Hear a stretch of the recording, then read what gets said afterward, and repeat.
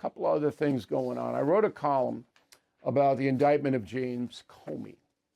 I hope you read it on BillO'Reilly.com because it's fair and it's fact-based.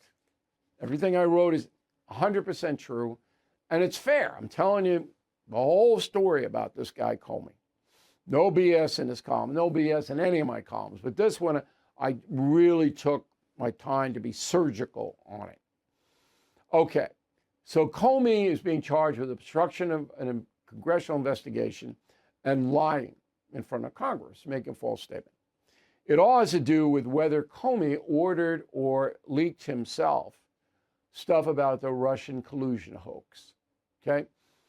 His deputy, McCabe, who now works for CNN, testified that he himself, McCabe himself, leaked stuff, all right?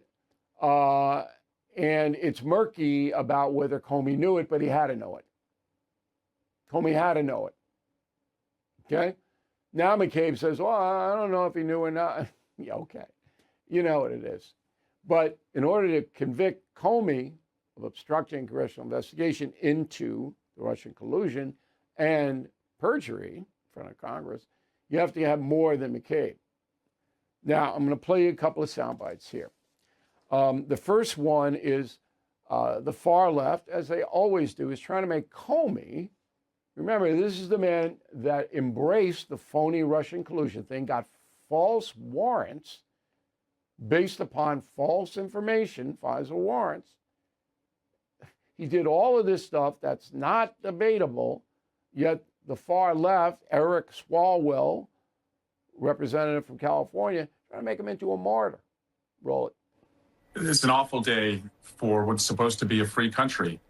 This is a mad king picking off each of his political enemies. And I have to say, as a member of the Judiciary Committee, we're not helpless. And it's really a time to ask ourselves in Congress, will we shrink or will we stand up to him? Well, you know, Judiciary Committee is not going to do anything. It's run by Republicans, so Swalwell can run around and scream all he wants. Nothing's going to happen there. Now, this all has to do with Comey, as I said, his testimony in front of the Senate Judiciary Committee on September 30th, 2020, 5 years ago. Roll the tape. Now, as you know, Mr. McCabe, who works for you, has publicly and repeatedly stated that he leaked information testified to this committee cannot both be true. One or the other is false. Who's telling the truth?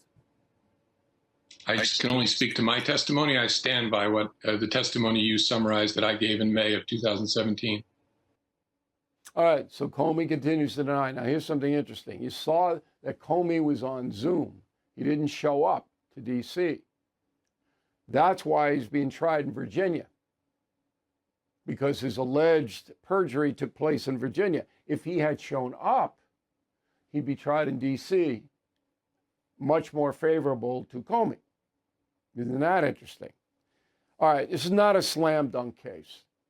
The federal government's going to have to bring in people that point the finger, former FBI personnel, to and say Comey was involved with the leaks. And if they don't have that, they'll lose the case. That's how simple it is.